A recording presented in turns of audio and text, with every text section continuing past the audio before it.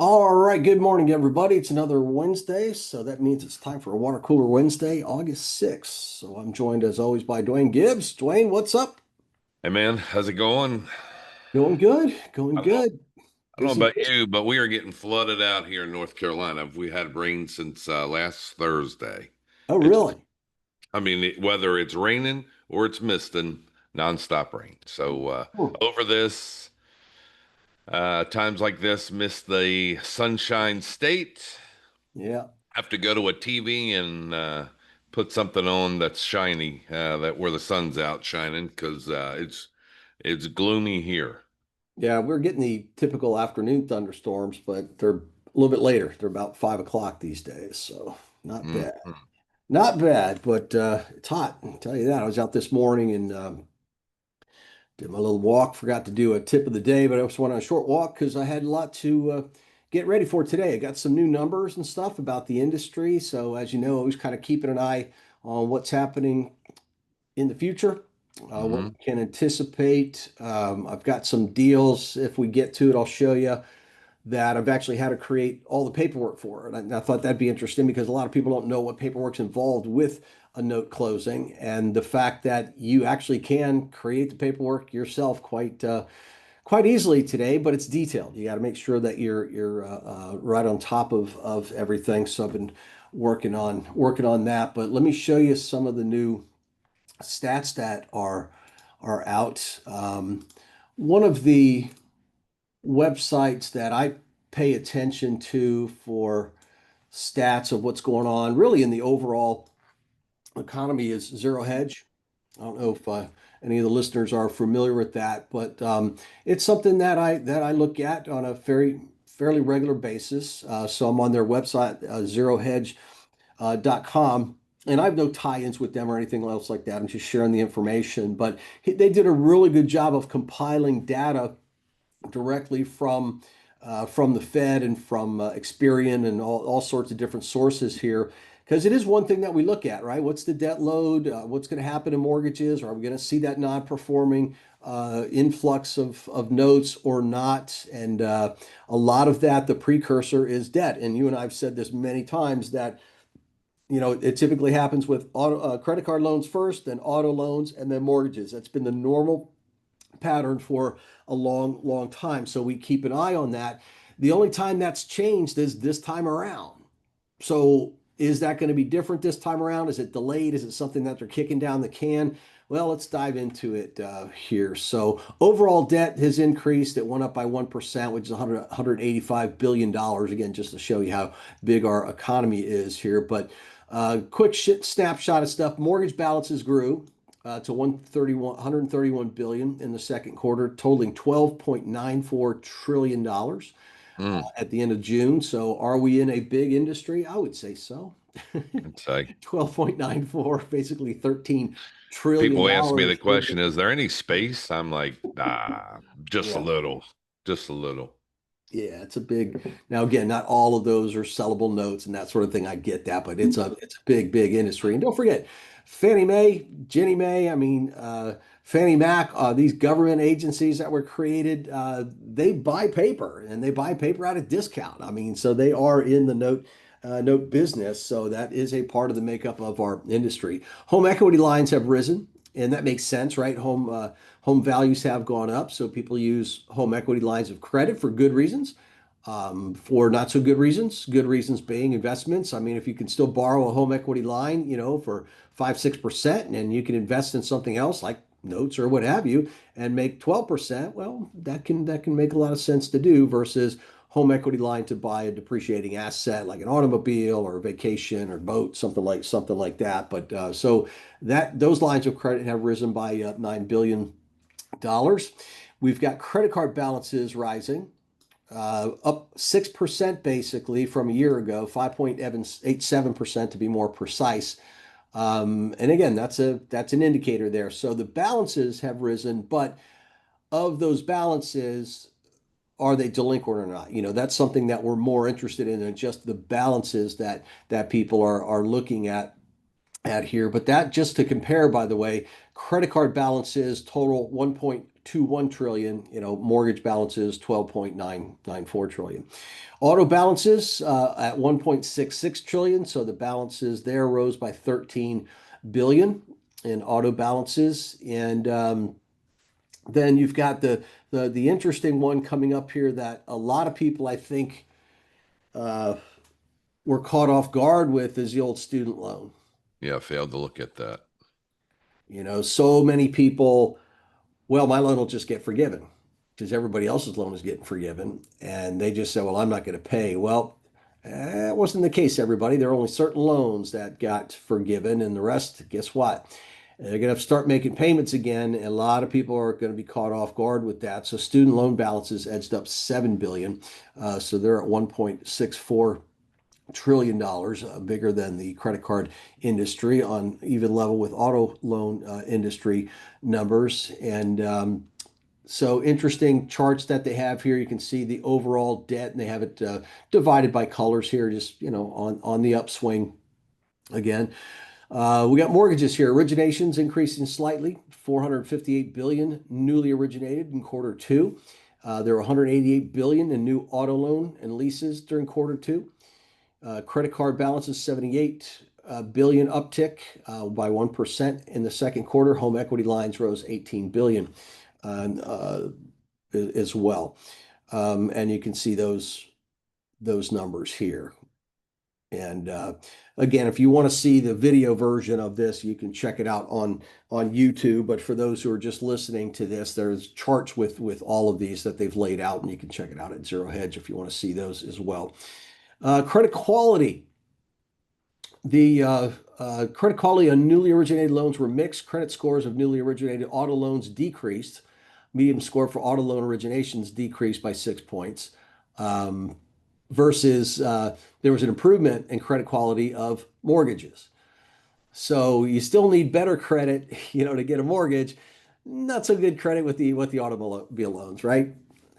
That makes sense. I mean, there's no big surprise there, right? I mean, of course, that's what it's going to be. There's still a bit of tightness on the mortgage lending side, although they've loosened it obviously since the last crash.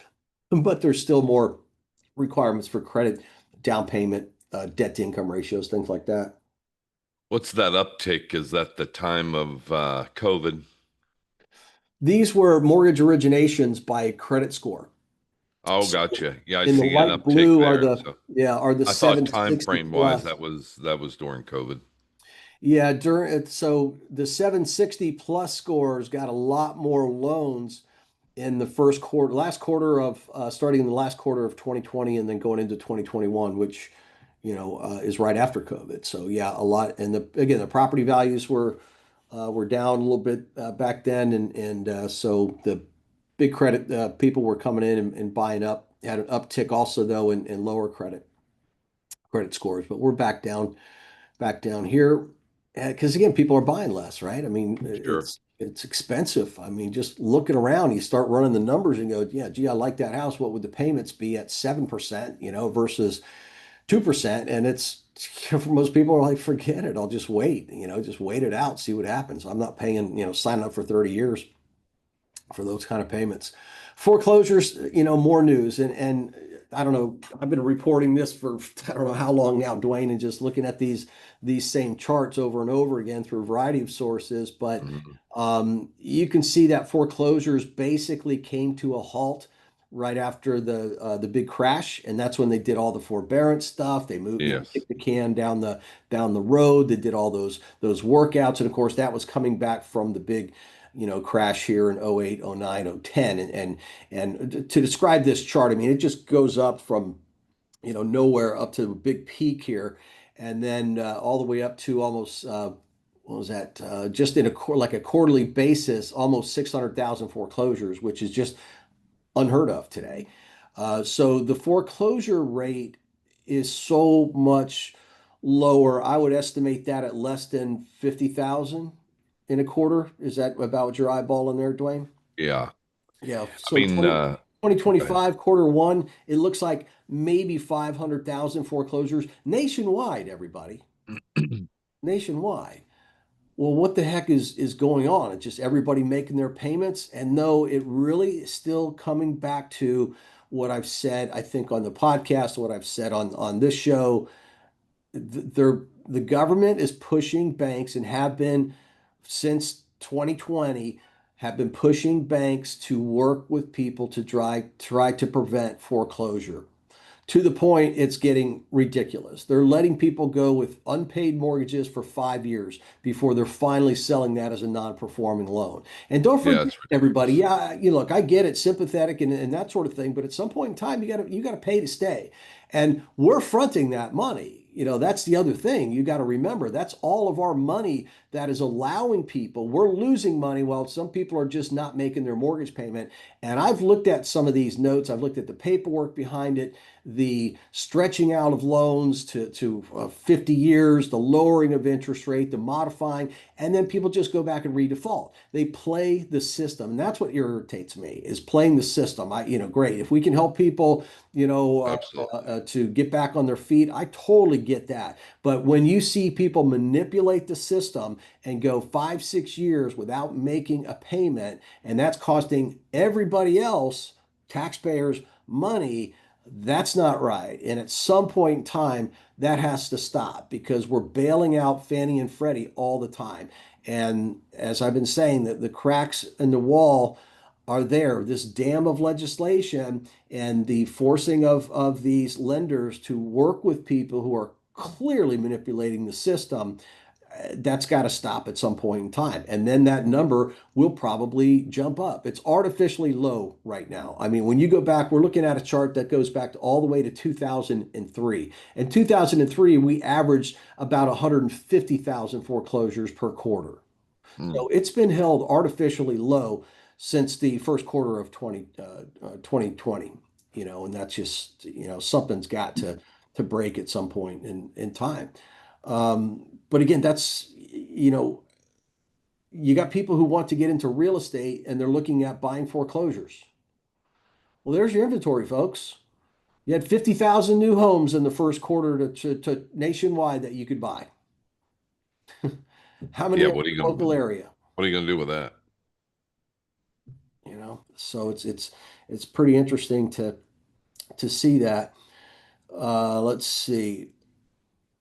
They make some comments on there based upon this, which basically is all the above is more or less than expected. Yes, the U.S. consumer is drowning in ever more debt, but that's hardly a surprise since life for the middle class Americans is now largely unaffordable. Most Americans have no choice but to take on even more debt. And this is where I got to say, man, there's a lot of chatter about the Fed just being totally against lowering rates, even though almost every indicator says that they should do it. And that's just not it's just not right. And hopefully that changes soon, and they make some kind of adjustments to relieve that because a lot of this debt, especially the credit card debt. I mean, you're looking at trillions of dollars and people are paying 24, 25, 26% on some of those cards. They'll never pay it off. That's right. And so there's got to be something done about that. These people aren't buying real estate because again, 7% mortgages. I mean, bank rates are just too high, and that all comes from the Fed. Let's see. Elevated delinquencies, total balance delinquencies. Yeah, ticking up. Student debt. Here's what I mean by that one. So we're looking at Oh, student debt, overall debt. Now you can see student debt was the highest debt past credit cards back in 2011.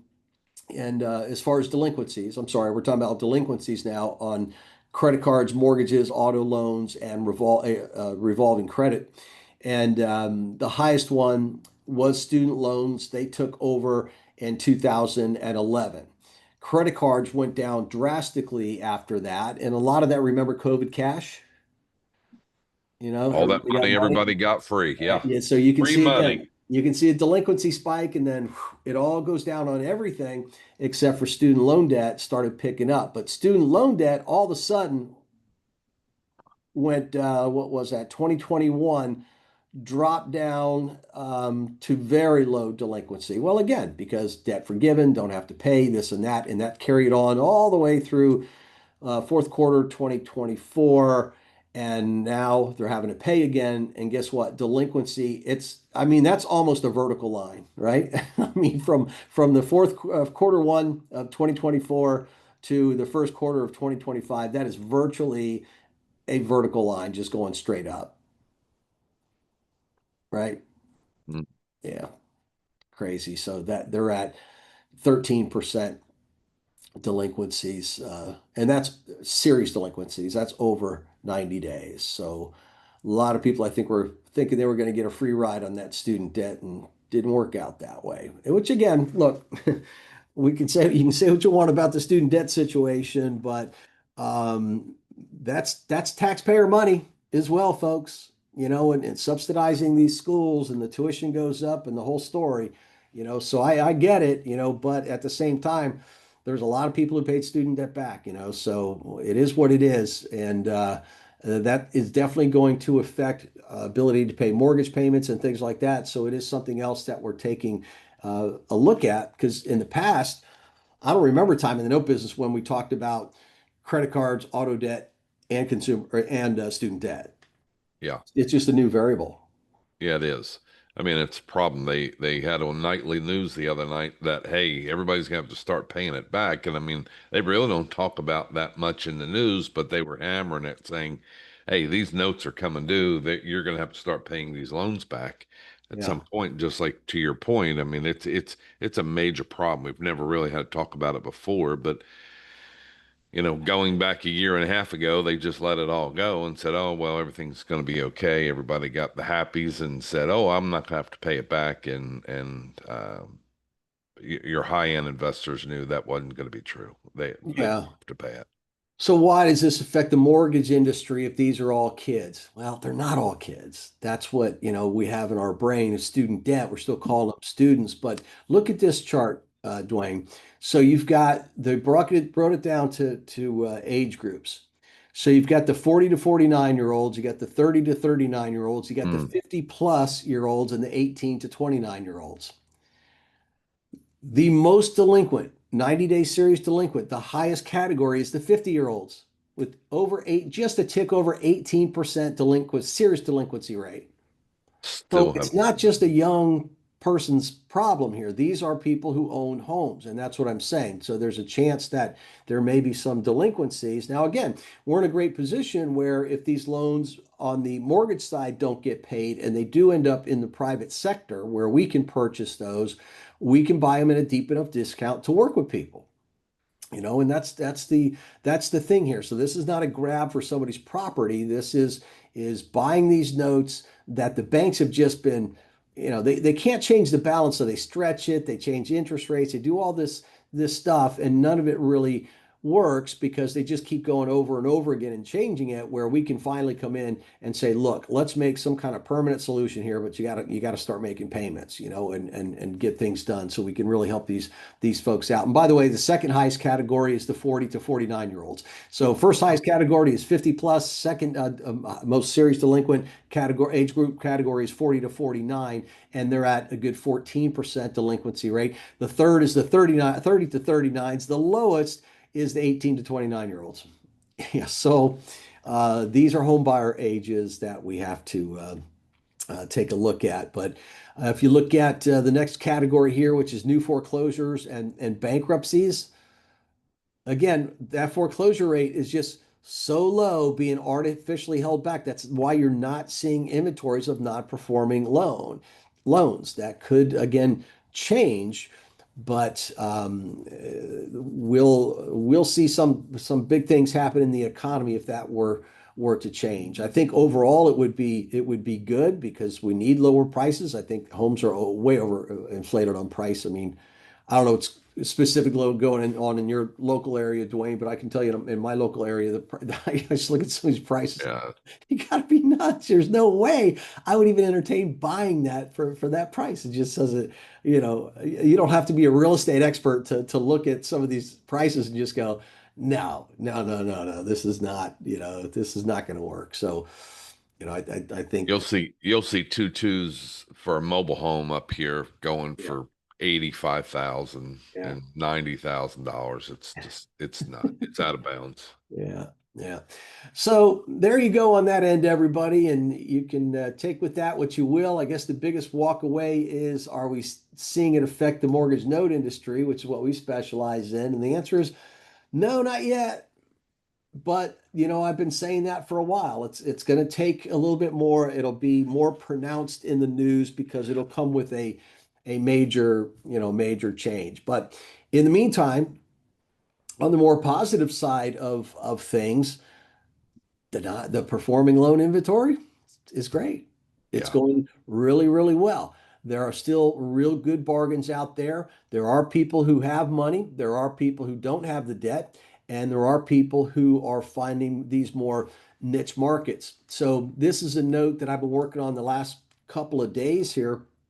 And this is two lots together, and they're near that proposed smart city that Bill Gates is building outside of Phoenix. So I'm not huge on vacant land. I'm really not, especially vacant land that's in the middle of nowhere. It's so hard to get valuations of property. It's so hard to think, what is my exit strategy if they stop making payments versus a single family home. But if there's a compelling enough reason, if it's in an area where there's subdivisions coming in, or like in this case, there's an area where over 250,000 people are going to eventually move into this purpose designed area, then yeah, get in early in the game. I'm all for that, especially when you start to see what's going on in the area and the growth. So the compelling reason on this is just that. And I've got this mapped out for everybody. But if you're just listening, the city of Phoenix, if you were to look on this on a map, it pretty much ends as you start to go out towards Tucson on I-10. It ends right before the White Tank Mountain Regional Park. I mean, so there's a big mountain area there, and the city just basically stops, right? It's like this big round circle there, and then it starts to get more agricultural, and the map I'm showing here indicates all of that. And I've got an area circled on that map that shows nothing, the green area ends and then it goes a little more desert, and then all of a sudden you start to see some green patches again, and that's what I've circled. So in this area, that's where the smart city is going. Okay. Now Gates has already purchased all of this acreage, already owns it. This is a good segment, but we talked beforehand, and I think we did cover this. Now looking at it, I think Well, we did we cover co- this in the past. we covered other lots because that's the thing. So Okay, now gotcha. This I is now something new have, you got. yep, I now have notes on lot Okay, 3, perfect. on lot 10, and lot 11. You do So personally? yeah, Oh, awesome. with partners, yeah. Partners, So yes. Okay, some of great. them are up here, okay, in that area. Nice. And then the other ones are down here in this area. So yes, you've seen this before, but that's on lots 10, 11, and 3. There So we go. we picked up a couple of more on lot 2, which is down here, more closer towards the highway. So it's a double lot here, right? So there's Oh, yeah. there's lot 3 that already own the note on. And this guy's already putting up fence. There's already gravel out there, which is great. So he just picked up the notes on lot 1 and 2 Awesome. right there. So this guy bought them together. These are a couple of brothers. One's going to own one, one's going to go the other, but the one brother had the better credit and that sort of thing. So the seller financing was all in his name. So this is a 2-acre one. And there's the road. Now, that's a dirt road that I'm showing, but that's the main road right now. So eventually that'll probably be paved. So these lots are right off what we call the main road on there, north 139th, and all plotted out, so you got pictures of lot 2, lot 3, lot 4, all that sort of stuff, all plotted out. So pretty interesting stuff. So these have a little more frontage on the main road, and you can see school in the background, that sort of stuff. I would tell you, as fast as things move now, it won't be long before you see paved roads through there, you know? Yeah, and the guy who sold me these loans, he went back out to lots 10 and 11 and took pictures. Um, there's so much gravel they put out there. There's big truck containers, Dozers. Yeah. big truck containers out there. They're putting up fence poles and stuff. And I happen to know that the owners of those lots that are paying us the mortgage every month, they work for a solar company, and they've already put about 4,000 solar panels up in that area. Wow. So it's starting to happen out there.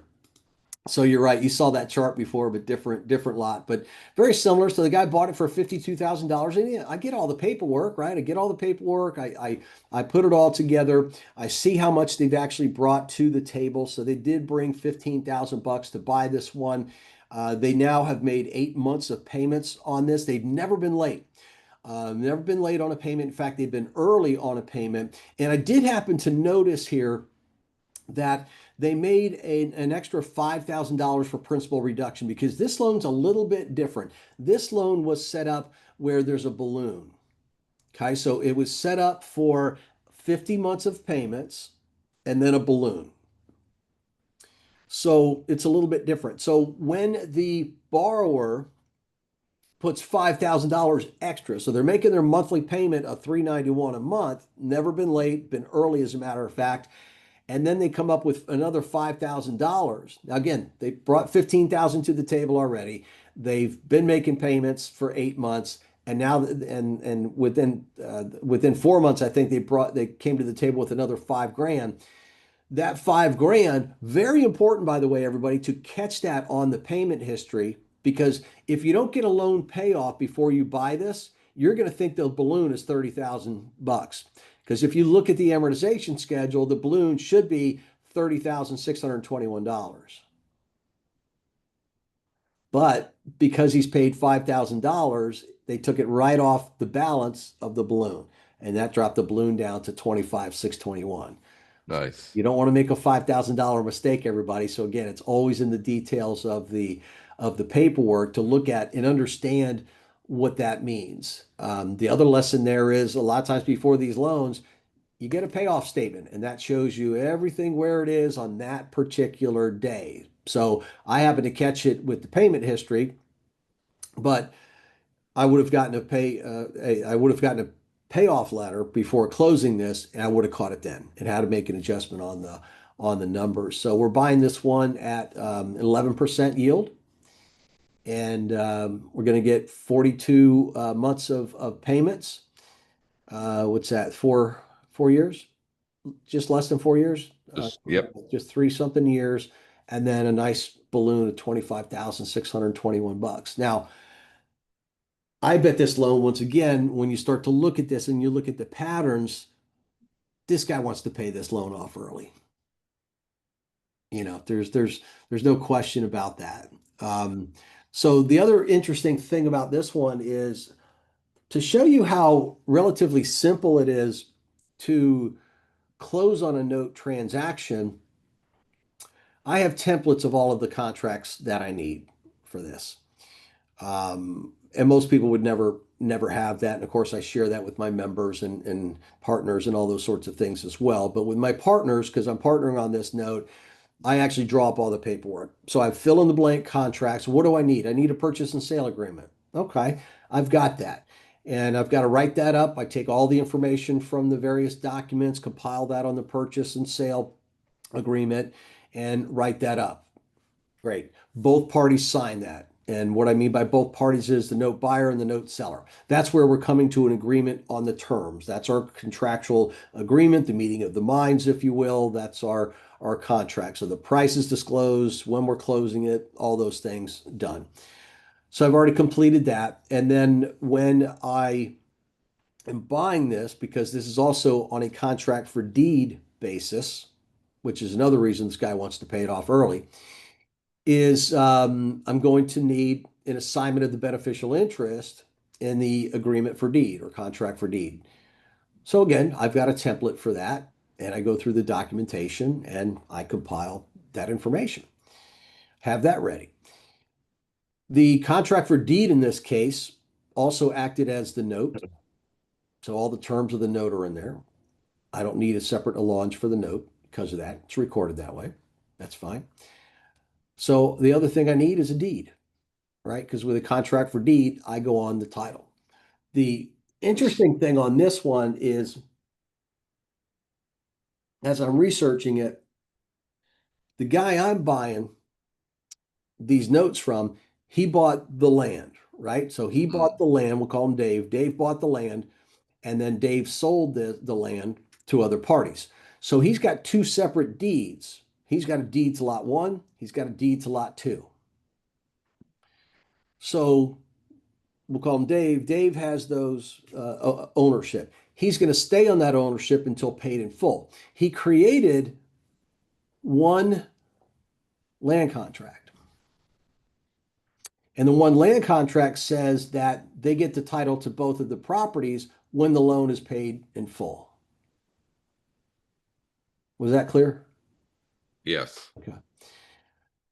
So, what do I do on the paperwork there?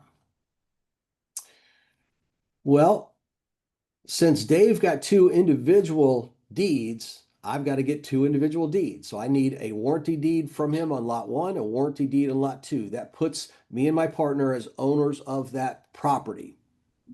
Okay. So we would be able to surrender the title to those properties when the loan is paid off. I don't need two land contracts, assignments, just the one, because he only created the one saying, I'll give you both of those lots. So it's a little bit different on the paperwork. I'll have two deeds, I'll have one assignment and one purchase and sale agreement. And documentation wise, is it hard to write up a deed? No. Um, what I did on the deed, by the way, instead of using a national template, I go to a source where I just download a template for 25 bucks of a warranty deed specific for Maricopa County where this is located. And just fill in the blanks on that one. It's a maybe a two-pager and done. Simple. And I'm always thinking when I'm creating these documents, I know I'm going to have to file them. And Dwayne, you've heard me complain about issues with filing lately. It seems Oh yeah, for county is sure. just getting Yeah. getting nuts. Yeah, but when you partner with your students on these, you take care of all this. So, it may Yeah, sound a little complex and gosh, how do I do all that? You when you're doing the partnership, you're taking care of all this. yeah, I've done all of it. Yeah, and I just update them on it. So already I'm thinking of the recording, and in Maricopa County, they want they want a little money when they see a deed change hands. So a deed is changing hands. In fact, two deeds are changing hands. So I have to report that on a separate sales form so they can get their 1% or whatever, probably 0.01%, whatever it is, for filing. So I've already got that mostly completed. Have to wait till we close on it to fully complete it and then get that recorded, which I do all the recording and everything as well. Yeah, you're right. So, the paperwork for somebody new is probably daunting a little bit. For Yeah, someone but like they myself, it's easy, but you do have to be meticulous on legal description and things like that so that everything is correct, especially when you're dealing with two lots at the same time. And they have different parcel IDs, they have different legal descriptions. You got to make sure that, all right, what is this deed for? Lot two, is that the right, legal description for lot two? So it's a little bit meticulous, but certainly something that anyone, if trained properly, could do.